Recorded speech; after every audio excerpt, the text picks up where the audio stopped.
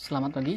Pada kesempatan kali ini kita akan mereview sebuah jurnal untuk tugas besar saya, yakni dengan judul Bahan Piezoelektrik untuk Perangkat Pemanen Energi Berkinerja Tinggi.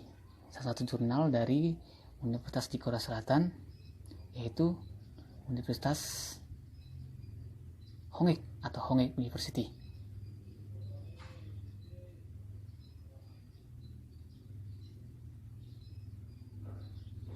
Nah, kita masuk ke pokok pembahasan.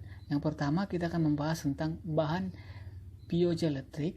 Yang kedua itu latar belakang penelitian. Ketiga metode penelitian.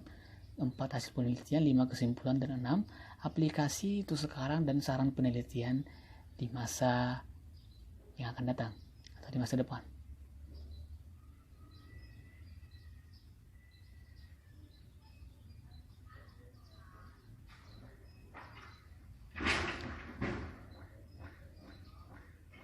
Berikut profil dari pengulas atau viewer,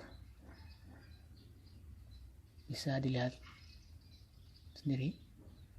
Nah, kita masuk ke pokok pembahasan yang pertama, yaitu pengertian. Bahan piezoelektrik adalah material yang memproduksi medan listrik ketika dikenai dengan tegangan atau tekanan mekanis, dan sebaliknya jika dikenai medan listrik maka mengalami tegangan dan mekanis. Berikut contoh piezoelektrik alami dan piezoelektrik buatan.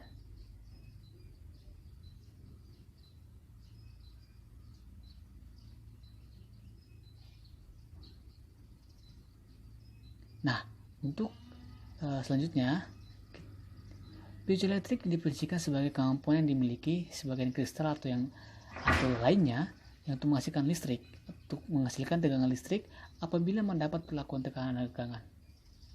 Berikut arti dari kata piezoelektrik dan pola distribusi untuk menghasilkan dipol terinduksi dengan rentang 1-100 picocoulomb per newton.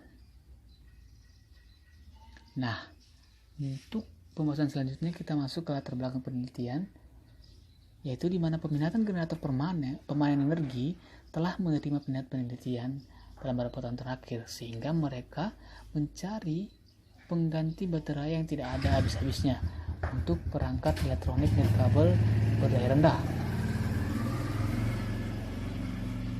Maka dari itu, menjanjikan untuk mencari bahan yang tepat dari piezoelektrik.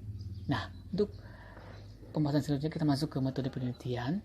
Yang pertama itu adalah proses keramik untuk membuat target sputtering seperti metode bulk mill heat treatment. Yang kedua, proses sistem vakum sputtering, dan yang ketiga proses sistem BD-D1 atau dengan sinar X. Nah, untuk hasil penelitian yaitu berupa film penggabungan dua senyawa tadi.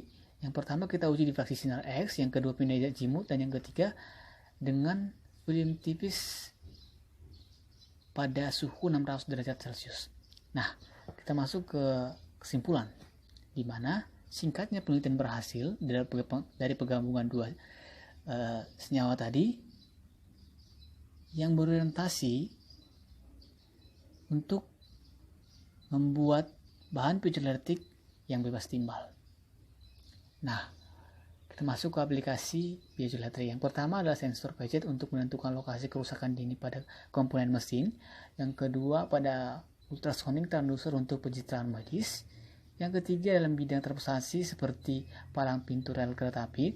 Yang keempat penggunaan pada pintu masuk sebuah stasiun, dan aplikasi menggunakan efek tegangan atau untuk menghasilkan tegangan listrik. Nah, untuk saran penelitian di masa depan, yang pertama ada elektrik permitivitas, koefisien piezoelektrik, koefisien kopling elektromagnetis, dan karakterisasi penggunaan film tipis dalam elemen-elemen tertentu. Nah, sekian dari review jurnal kita pada kali ini. Bila ada kekurangan, saya mohon maaf. Saya sudahi dengan lampiran-lampiran berupa review dari jurnal serta jurnal sendiri seperti yang ada